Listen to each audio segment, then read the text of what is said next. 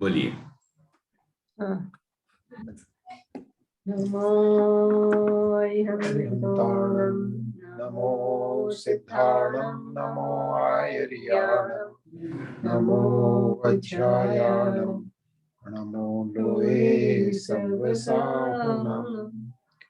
मंगलम भगवान वीरो, मंगलम गौतमो बणि, मंगलम कुंद कुंदाद्यो, जैन धर्मोस्तु मंगलम। सर्वमंगल मांगल्यम सर्वकल्याणकारकम, प्रधानम सर्वधर्माणां, जैनं जयतु शासनम, जैनं जयतु शासनम। मोक्ष मार्गस्य नेतारं भेतारं कर्मभूभृतां, ज्ञातारं विश्वतत्त्वानां वन्दे तत्पुण्यलब्धे, वन्दे तत्पुण्यलब्धे, वन्दे तत्पुण्यलब्धे।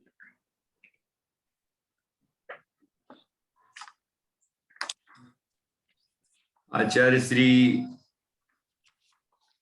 उमा स्वामी द्वारा रचित तत्वार्थ सूत्र अपर नाम मोक्ष शास्त्र नाम का ग्रंथ है। ये 9वें अध्याय का रिवीजन चल रहा है और उसमें हम 28, 29वें सूत्र तक का रिवीजन कर चुके हैं। 30वें सूत्र से आगे बढ़ेंगे और यहाँ ध्यान का प्रकरण चल रहा है। 27वें सूत्र में ध्यान का लक्षण, ध्यान का ध्याता की पात्रता और काल, ध्यान का काल और ध्येय, इन सब विषयों पर चर्चा की थी। यहाँ एकाग्र चिंता निरोधो ध्यानम, तो यहाँ अर्थ दिया है कि एक ही है सम्मुख अर्थ जिसके वह एकाग्र है। अनेक पदार्थों के अवलंबन से मन चलायमान होता है, मन का चलायमान होना चिंता है। अन्य समस्त वस्तुओं का अवलंबन छोड़कर एक वस्तु के सम्मुख नियत करना एकाग्र चिंता निरोध है, वही ध्यान है। यहाँ एक पैराग्राफ और पढ़ना है मुझे। यहाँ एक पद संख्यावाची, अग्र पद मुख्यवाची है। एक ही अर्थ के सम्मुख होना एकाग्र है। एक ही अर्थ के सम्मुख, एक पदार्थ वृत्ति, चित्त वृत्ति चिंता है। अनेक पदार्थों का त्याग कर एक में ही रहना निरोध है। इस प्रकार सब ओर से हटकर एक पदार्थ में मन की वृत्ति रूप चिंता का निरोध होना ध्यान है। इस तरह यहाँ ध्यान का सामान्य स्वरूप बताया है। अब वो ध्यान किसमें एकाग्र हो रहा है, कौन सा पदार्थ मुख्य है, उसके आधार से ध्यान के 4 भेद हैं, जो कि 28वें सूत्र में बताए। आर्त, रौद्र, धर्म और शुक्ल। यदि हमारे एकाग्रता का विषय मतलब वह पदार्थ जो मुख्य है, जिसमें चिंता निरोध हो रहा है, मतलब एक अन्य पदार्थों से हटकर उसी में ही उपयोग लग रहा है, वो यदि कोई अशुभ हुआ, अनिष्ट, जैसे इष्ट अभी आने वाला है, आर्त ध्यान के 4 भेद, इष्ट का वियोग, अनिष्ट संयोग, पीड़ा चिंतन, निदानज। रौद्र ध्यान में हिंसानंदी, मृषानंदी, चौर्यानंदी, परिग्रहानंदी, ठीक है ना। तो ये यदि विषय बन रहे हैं तो ये ध्यान आर्त ध्यान और रौद्र ध्यान कहलाएगा। और यदि ध्यान का विषय आज्ञा विषय, अपाय विषय, विपाक विषय, संस्थान विषय, उसमें पिंडस्थ, पदस्थ, रूपस्थ, रूपातीत यदि विषय बन रहे हैं, परमात्मा विषय बन रहे हैं, तो धर्म ध्यान है। आत्मा विषय बन रहा है, धर्म ध्यान है। और मुनि दशा में आत्मा ही विषय बन रहा है और वो शुद्ध स्वरूप का ध्यान हो रहा है, वीतरागता सहित, कषाय रहित, तो वो शुक्ल ध्यान है। तो इस तरह से ध्यान का ध्येय क्या है, वो एक जो मुख्य कहा यहाँ पर, वो क्या है, उस पर निर्भर करता है कि वो ध्यान कौन सा कहलाएगा। क्योंकि ध्यान का स्वरूप तो सामान्य बताया यहाँ, एकाग्र चिंता निरोधो ध्यानम। ठीक है, तो हमने ये 27, 28 और 29वें सूत्र तक की चर्चा कर ली।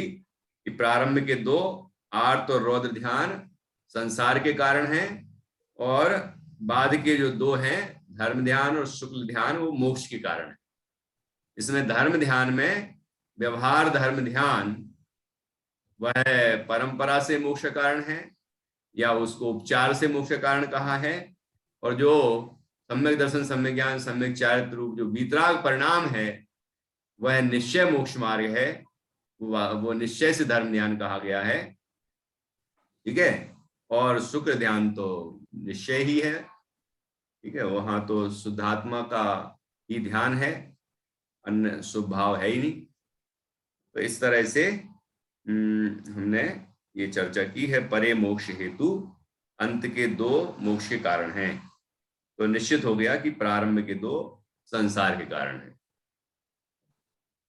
अब आगे एक एक के भेद पढ़ते हैं। आर्त ध्यान के कितने भेद हैं, फिर रौद्र ध्यान, धर्म ध्यान, शुक्ल ध्यान, सबके चार चार भेद हैं। तो उनका लक्षण यहाँ पढ़ते हैं और उस पर चर्चा करते हैं। तो आप पढ़ेंगे सूत्र और अर्थ बताएंगे, और इस तरह आर्त ममनोगस्य सप्रयोगे तद्विप्रयोगाय स्मृति समन्वाहारः।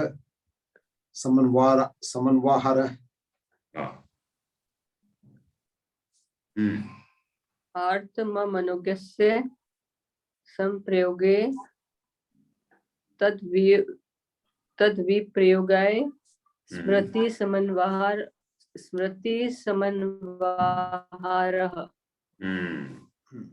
तद विप्रयोगाय, साहब की ऐसी ध्वनि सुनाई दी, तद द्विप्रयोगाय, ऐसा तो तद विप्रयोगाय आपने सही बोला भाभी, तद विप्रयोगाय। हाँ मैंने तो वही बोला, तद विप्रयोगाय। यदि द्वि बोला हो तो द्वि नहीं बोलना है, तद विप्रयोगाय। विप्रयोगाय, तद विप्रयोगाय। अच्छा हाँ हाँ ठीक है, मैंने द्वि बोला था। हाँ ऐसा ही मुझे लगा। तो अर्थ बताइए। संधि विच्छेद आर्तम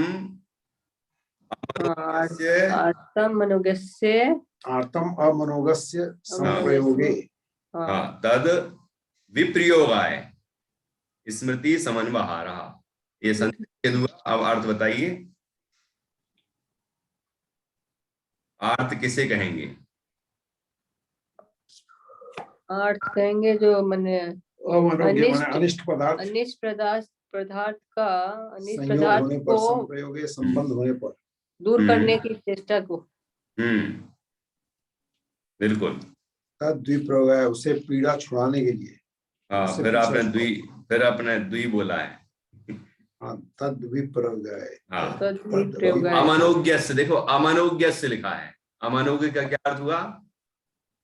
अनिष्ट। अनिष्ट। तो विश्व में 6 द्रव्य हैं, उनमें से कितने द्रव्य इष्ट हैं और कितने द्रव्य अनिष्ट हैं?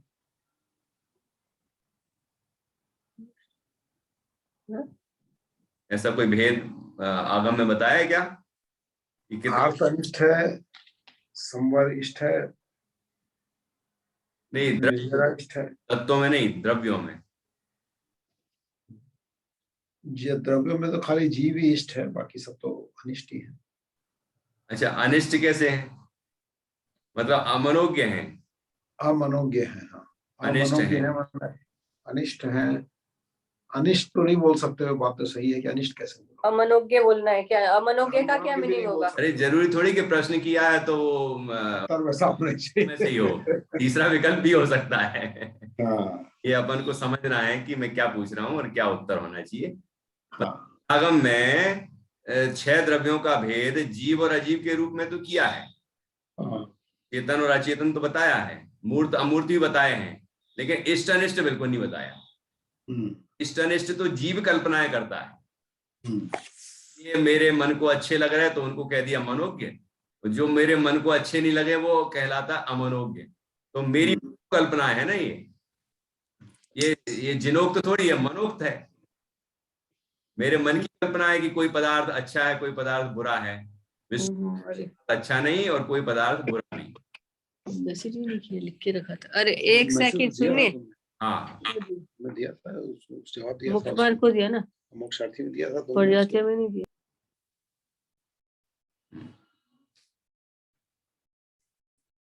तो आर्तम, आर्तम अर्थात आर्त।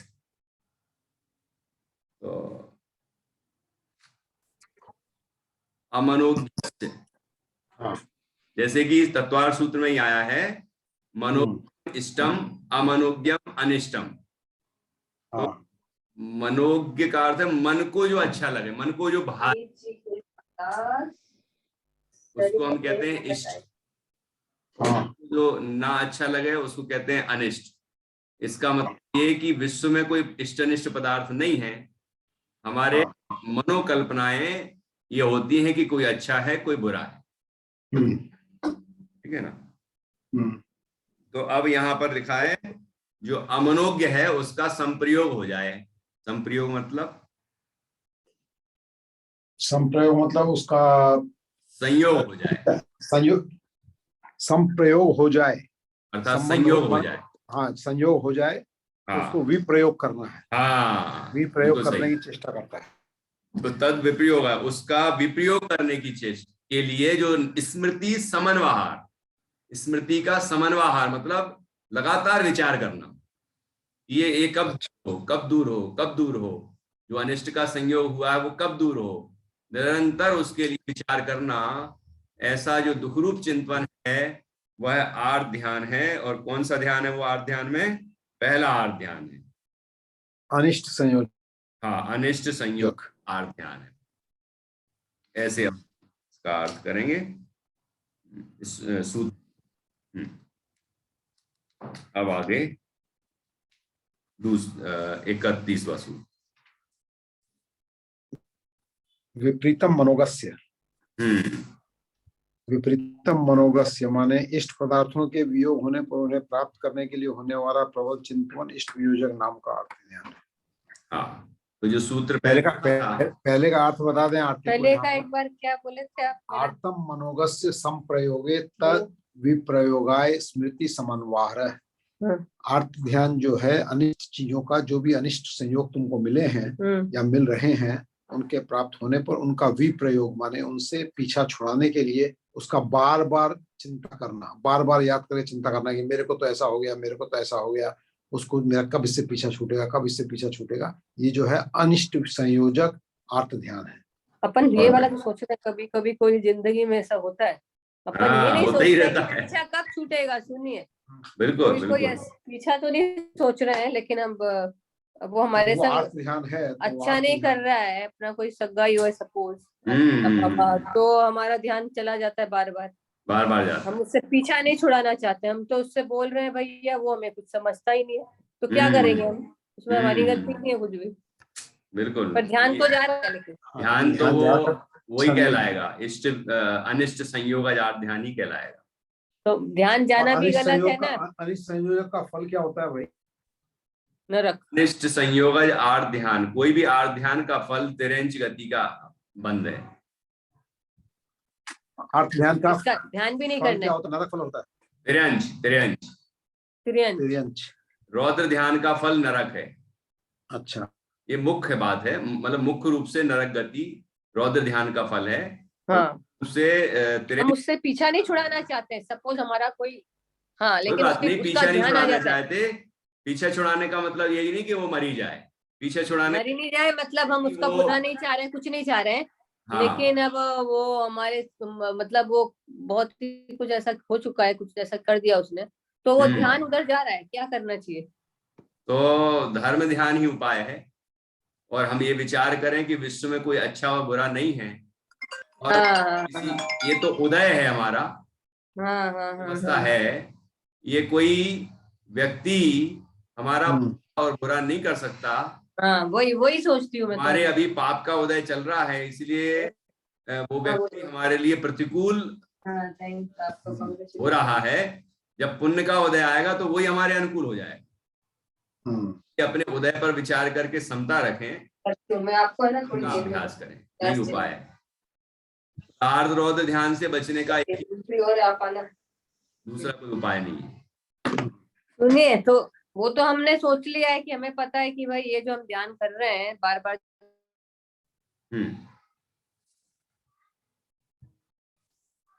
जाता है दिमाग में, वो सही नहीं, क्योंकि इसका फल मतलब हमको सोचना ही नहीं चाहिए, अपना ध्यान पे इसी में भटक जाते हैं, लेकिन उसके बावजूद भी वो आ जाता है, क्योंकि वो कोई आपका सगा है ना, बहुत आप उसको निकाल दिए, वो दाढ़ा में बैठ गया क्या।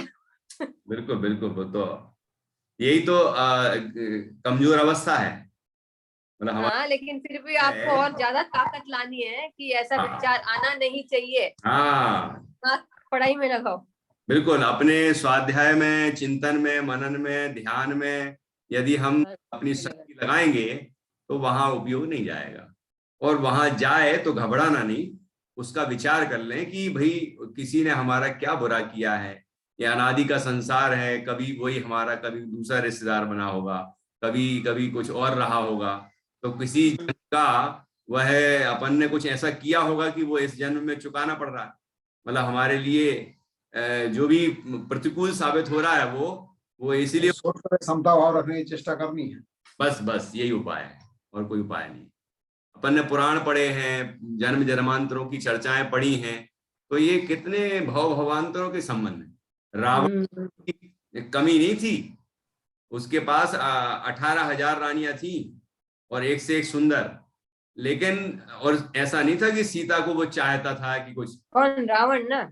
हाँ, पूर्व का ऐसा नियोग था ये, जितने पूर्व भाव पड़े हैं उनके, हर भाव में सीता का जो जीव, भले वो बकरी की पर्याय में रहा हो, चाहे वो स्त्री पर्याय में रहा हो, चाहे वो किसी भी पर्याय में रहा हो, रावण का जीव हर भाव में उसको पाना चाहता था, और हर भाव में लक्ष्मण के जीव ने उसको बचाया, और वो राम की ही कोई ना कोई बनी, वो स्त्री पर्याय में जब तक रही। तो ये पूर्व के नियोग हैं, मतलब ऐसा उसको तत्काल उसका परिणाम चला भी गया था, एक बार तो परिणाम आया उसको, जब सीता जी का हरण किया, लेकिन तत्काल जब राम के प्रति आसक्त देखा तो उसने तुरंत ही उस विचार त्याग दिया, लेकिन सोचा कि अब लंका जाएगी, मेरा वैभव देखेगी, तो हो सकता है कि ये मुझसे प्रभावित हो जाए, वो मुझे स्वीकार कर ले, तो वो प्रयास ही करता रहा, लेकिन ऐसा कभी जबरदस्ती वाला काम उसने कभी नहीं किया, कभी सोचा भी नहीं, ऐसा प्रतिज्ञा भी थी उसकी।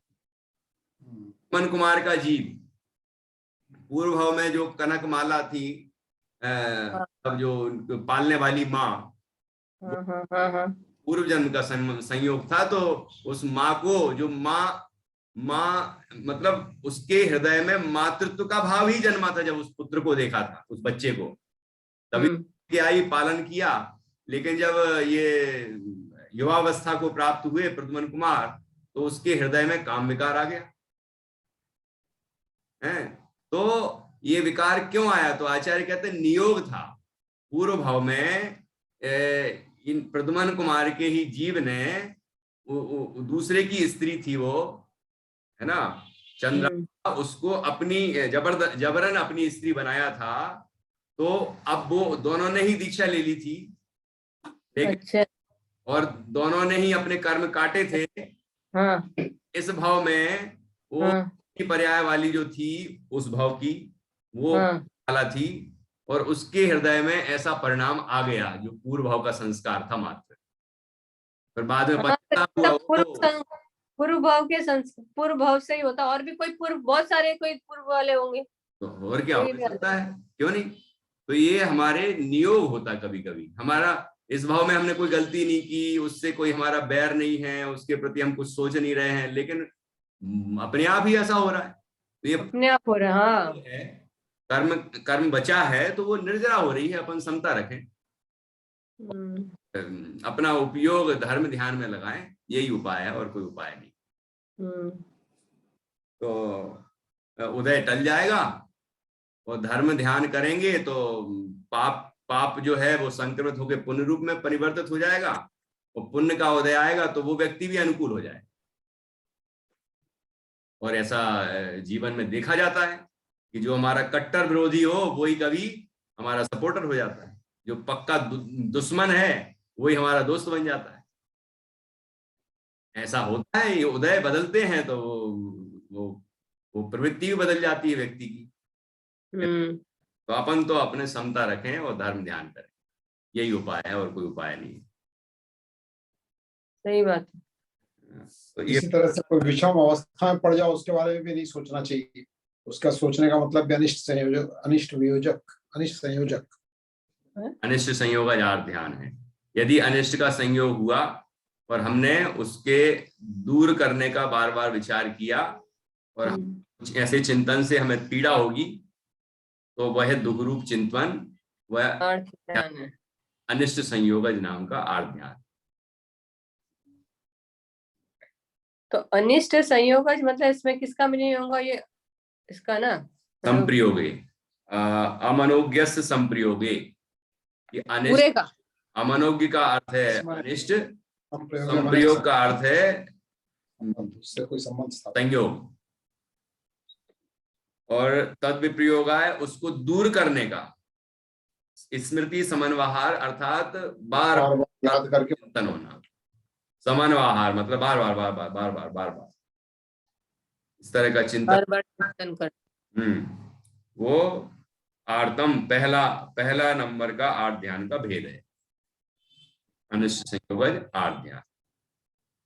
अब आप बोलेंगे कि अनिष्ट संयोगज आर्थ ध्यान ये पहला नाम है, ये तो लिखा नहीं है, तो ये इसी का अर्थ हो गया ना अमनोज्ञस्य संप्रयोगे। ये अनिष्ट का संयोग, आर्थ ध्यान, आर्तम मतलब तो अर्थ हुआ ना, आर्थ ध्यान, और अमनोज्ञस्य संप्रयोगे अनिष्ट संयोगज, तो अनिष्ट संयोगज आर्थ ध्यान ये कहलाएगा। हाँ मतलब मीनिंग निकालना पड़ेगा, अभी तो अपने को तो यहाँ पे लिखा हुआ है इसलिए हम बता रहे हैं। अर्थ तो लगाना पड़ता है ना, आगे पीछे से सबसे देख के, प्रकरण देख के। आपने कभी संदर्भ सहित व्याख्या की होगी जब पढ़ते होंगे आप, तो ये संदर्भ के अनुसार भी व्याख्या होती है, तो वही। अब दूसरा है विपरीतम मनोज्ञस्य। अब उसी का विपरीत है ये विपरीतम मनोज्ञस्य। अब देखना उसी सूत्र में अमनोज्ञस्य, ये मनोज्ञस्य। अब मनोज्ञस्य लिखा है 31वें सूत्र में। हाँ।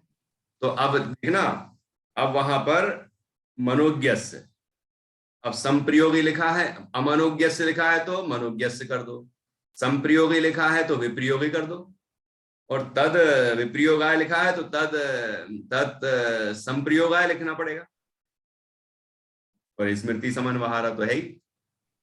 तो इष्ट का वियोग होने पर उसके संयोग के लिए बार बार चिंतन करना, वह इष्ट वियोगज नाम का आर्थ ध्यान है। ऐसे विपरीतम का ये अर्थ है, इस तरह से लगाएंगे अपन। पहले को दूर करना है, उसको दूर नहीं करना है, उसको मतलब हाँ, इसको तो अनिष्ट संयोग करना है। मेरे को ये मिल जाए, मेरे को ये मिल जाए, मेरा अच्छा हो जाए या मेरा अच्छा हो जाए। बिल्कुल बिल्कुल। इससे कौन सी गति मिलती है? ये चारों आर्थ ध्यान तिरंज गति के बंध के कारण। चारों, ये चार हैं अभी तो पहला हुआ, दूसरा हुआ, चारों वही चार भेद है ना आर्थ ध्यान के। चार भेदों में चारों भेद तिरंज गति के आश्रव के बंध के कारण है। तो यहाँ जो हमारे मन को अच्छा लग रहा है, धन संपदा वैभव रिश्ते नाते जो भी, वो हमें अच्छा लग रहा है, अब उसका हो जाए वियोग, वो चीज कहीं छूट जाए, अब उसको पाने के लिए जो बार बार चिंतन होता है, ये वापस मिल जाए, वापस मिल जाए, वापस मिल जाए, तो वो जो चिंतन है उससे पीड़ा होती है चिंतन के समय, तो वही कहलाता है इष्ट वियोगज आर्थ ध्यान।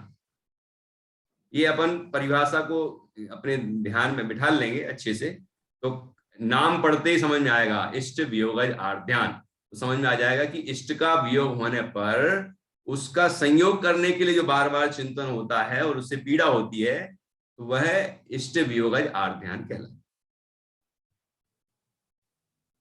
ठीक है ना। अब ये हो गए दो भेद आर्थ ध्यान की। अब तीसरा भेद क्या है? 32वां सूत्र पढ़िए। वेदनायाश्च। वेदनायाश्च, च मतलब और वेदनायाश्च मतलब शरीर के जब शरीर की तकलीफ होने पर, कोई भी पीड़ा होने पर उसकी चिंता बार बार करना। शरीर बोलेंगे, सिर में दर्द हो रहा है, तो अब सिर दर्द कब ठीक होगा, क्या होगा, कब ठीक होगा, ऐसा जो चिंतन हो रहा है, दुख हो रहा है, पीड़ा हो रही है, तो ये कौन सा ध्यान है? पीड़ा चिंतन आर्त ध्यान या वेदनज आर्त ध्यान, दो नाम है। वेदना याश्च लिखा ना, तो वेदनज, वेदना से ज मतलब उत्पन्न, वेदनज आर्त ध्यान या पीड़ा चिंतन आर्त ध्यान। पीड़ा का चिंतन, मतलब उत्पन्न, हाँ, ज मतलब उत्पन्न होता है। ये ज का मतलब नहीं, इसमें नहीं लिखा ज, वेदनज, वेदनज, वेदना लिखिए और ज लिख दीजिए, वेदन लिखिए और ज, वेदनज, तो वेदना उत्पन्न। आप बोल रहे हैं, मैं बोल रहा हूँ, ये अर्थों में है, जैसे कि इष्ट वियोगज, अनिष्ट संयोगज, वेद या पीड़ा चिंतन, अब उसमें ज आया, वेदनज में लगेगा। फिर आगे आएगा निदानज, ज मतलब उत्पन्न, उस चीज उत्पन्न जो ध्यान होगा, जो रूप चिंतन होगा, वो ध्यान कहलाएगा, जिस संबंध माने तो और हुआ ना है। चा मतलब और होता है, जा बोल रहा हूं मैं, जा जहाज का। निदान, तो अपने को ज लगाना यहाँ दिया नहीं है, जा लगाना है, अर्थ में लगाते हैं। हाँ, अभी दिखाऊंगा मैं आपको, मतलब यहाँ नीचे 33वें सूत्र के आखिरी में यहाँ लिखा है, इस प्रकार आर्त ध्यान के अनिष्ट संयोगज, इष्ट वियोगज, वेदना जनित, वेदनज बोल सकते हैं, वेदना जनित, निदानज, ये चार भेद हैं। ये कृष्ण नील कापोत, इन तीन अशुभ लेस्याओं में अज्ञान से उत्पन्न होते हैं, संकल्प विकल्प के उत्पादक और कषाय के आश्रय स्थान है, उपसम भाव का अभाव करने वाले, प्रमाद के मूल, पाप कर्म के जनक, असाता का बंध कराने वाले, तिरंज गति में भ्रमण कराने में कारण है, अतः हे। ये चारों ध्यान मतलब चारों प्रकार के आर्त ध्यान हे छोड़ने लायक। तो अब देखिए वेदनायाश्च, वेदनायाश्च मतलब वेदना आर्त ध्यान। अभी वर्तमान प्रसंगों में जैसे पहले तो ये विकल्प करता है जीव कि महामारी मुझे चपेट ना पाए, मैं उससे बच जाऊं, मैं उससे बच जाऊं, मैं उससे बच जाऊं, तो ये कौन सा ध्यान हुआ? वेदना, वेदना अनिष्ट संयोगज आर्त ध्यान। क्यों? अनिष्ट का संयोग होने पर जो उसके दूर करने के लिए विचार करना, वो अनिष्ट संयोगज आर्त ध्यान। अभी हमें वेदना में आएगा ना ये, तो नहीं, जब अपन को हो जाए, हाँ, दोनों में ठीक है। जैसे मान लो किसी को हो जाए, अभी मैं ऐसा बोल रहा हूं कि जैसे बाहर तो फैली है दुनिया में, है ना, अपन को नहीं हुई लेकिन अपन के आसपास तो फैली है बीमारी, और हमें ये विचार आता बार बार बार बार बार बार, ये हमें ना हो जाए, हमें ना हो जाए, हमें ना, दूर हो जाए, दूर हो जाए, और देश से भी दूर हो जाए, दुनिया से दूर हो जाए ऐसी महामारी। तो ऐसा भी चिंतन हो रहा है, तो ये कौन सा ध्यान है? तो आर्त ध्यान, अनिष्ट संयोग आर्त ध्यान है। अब पीड़ा चिंतन आर्त ध्यान कब कहलाएगा? जब अपन को ही वो पीड़ा हो जाए, तो फिर अब वो बार बार वो तकलीफ होती है, दुख रूप चिंतन होता है, तो वो पीड़ा चिंतन आर्त ध्यान कहलाएगा। तो इन सब दुर्ध्यानों से बचने का उपाय एक ही है, धर्म ध्यान। धर्म ध्यान में उपयोग लगाएंगे तो आर्त रोध ध्यान में उपयोग नहीं जाएगा, क्योंकि एक समय में तो एक ही तरह का ध्यान होगा, धर्म ध्यान होगा या ये दुर्ध्यान होंगे, है ना। तो इसलिए हम धर्म ध्यान करेंगे तो ये दुर्ध्यान नहीं होंगे। तो अब ये हो गया वेदनज आर्त ध्यान, वेदना जनित आर्त ध्यान, है ना।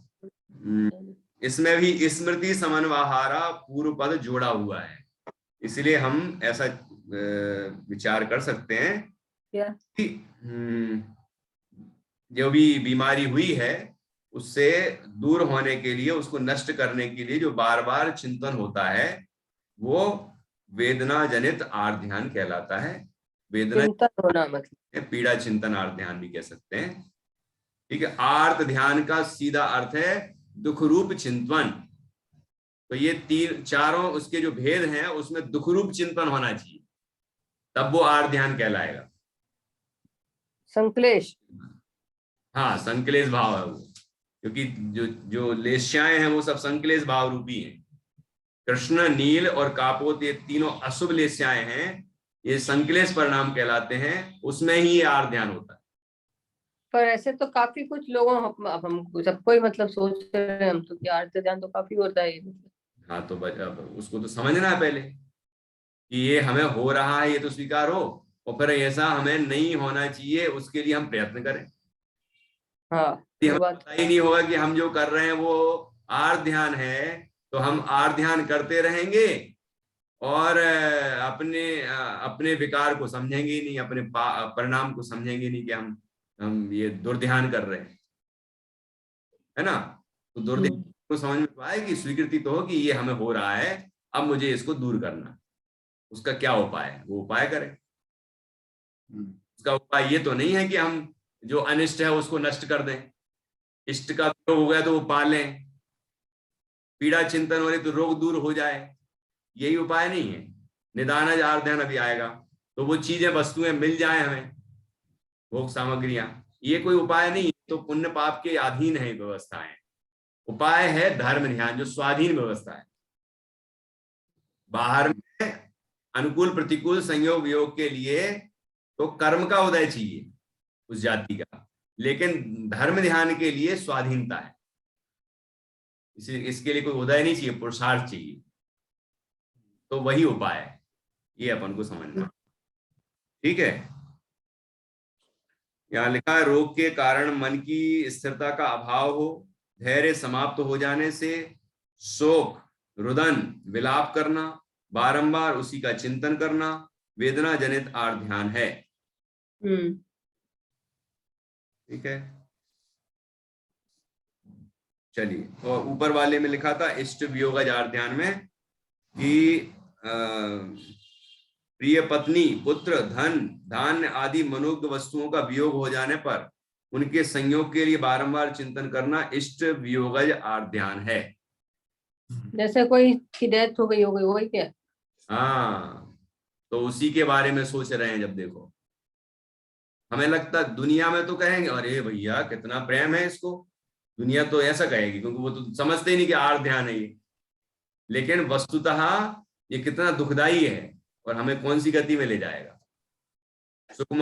सुकौशल मुनिराज की माँ, मुनिराज जब सुकौशल राजा थे और उनने दीक्षा ली तो उनके वियोग में बहुत दुखी हुई, और इतनी दुखी हुई, इतनी रोई कि रो रो के मरण हो गया, और मरण होके उसी जंगल में शेरनी बन गई व्याघ्री, और अपने पुत्र को ही खा गई।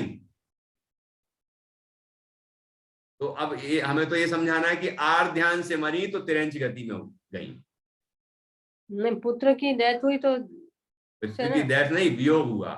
पुत्र ले ली, पुत्र ने पुत्र ने दीक्षा ले ली तो वियोग। अकेला मरने से ही तो वियोग नहीं होता, अपने को छोड़ के कहीं चला जाए तो वो भी तो वियोग है। अब वो दीक्षा ले ली उन्होंने, सुकौशल मुनिराज बन गए। तो अब इसने माँ ने इतना दुख किया, इतना मातम किया, इतना दुखी हुई कि तीव्र दुख में मरण हो गया, मर के उसी जंगल में व्याघ्री हो गई। और देखो कि अपने पुत्र को ही खा गई, है ना। तो ऐसा ये संसार में होता है। तो हमें किसी का भी वियोग हो उससे दुखी नहीं होना है, पीड़ा चिंतन नहीं कर, मतलब ये इष्ट वियोग आर्त ध्यान रूप परिणमित नहीं करना है अपन को, ठीक है ना। अपन ये जो इसलिए तो लिखा टोडरमल जी साहब ने, हमें अपने परिणामों का विचार करना चाहिए, ये परिणाम कैसे हो रहे हैं, क्या होगा, इन भावों का फल क्या होगा। आपको पता है रतन चंद जी पंडित जी ने, भारल जी ने जो इन भावों का फल क्या होगा किताब लिखी है, भारल का सुना ना, वही ना। हाँ, रतन चंद जी, पंडित रतन चंद जी भारल। हाँ, और उन्होंने यही किताब का शीर्षक ही ये रखा, इन भावों का। ने वो दिया ना बहुत सारा, तो उसमें यही पूरी वर्णन है, इन ध्यानों की कहानी है। चलिए अब 33वां सूत्र, निदानज आर्त ध्यान।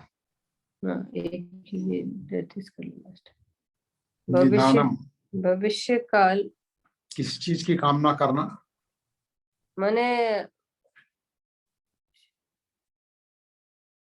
निदान पहले तो सूत्र पढ़ लिया। ऐसा मिले, निदानम च। आप बताइए अर्थ। किसी चीज का निदान करना मतलब कि उसके बारे में सोचने लगे मेरे को ये मिल जाए, मेरे को ये मिल जाए, मेरे को ये मिल जाए, ऐसा भविष्य में मिलेगा, भविष्य में। निदान का मीनिंग ना, बिल्कुल। निदान आगामी भोगों की वांछा होना निदान है। हाँ, आगामी भोगों की वांछा। उससे आतुर व्यक्ति के आगामी काल में विषय की प्राप्ति के लिए मन का संकल्प रहना, उसका बारंबार चिंतन करना निदान रूप आर्त ध्यान है। ये वस्तु भविष्य में मुझे मिलेगी, मिले मिले मिले, और ऐसे ही चिंतन करता है। उसी बचपन से ही संस्कार डाल रहे। बताओ, आगामी विषयों की बोले ना, आगामी क्या विषय, पंचेंद्रिय के विषय। जैसे बचपन से ही संस्कार डालते हैं कि पढ़ोगे लिखोगे बनोगे नवाब, तुम लिख लो कलेक्टर बन जाओ, तुम पढ़ लो लिख लो व्यापार धनवान बन जाना, फिर ये करना, फिर वो हो जाएगा, गाड़ी बाड़ी लाड़ी सब होगा तुम्हारे पास।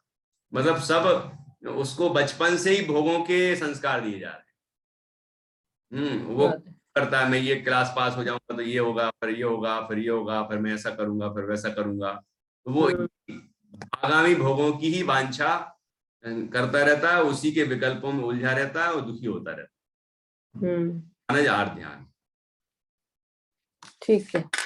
एक प्रश्न है अभी बंद कर। हेलो, हाँ हाँ ठीक। पंडित जी साहब अभी थोड़ी करनी पड़ जाएगी। अच्छा, हाँ, अगली क्लास है। ठीक है ठीक है ठीक है। चलिए कार्य करेंगे। 30 तक हो गया। हाँ 30 तक, 33 तक हो गया।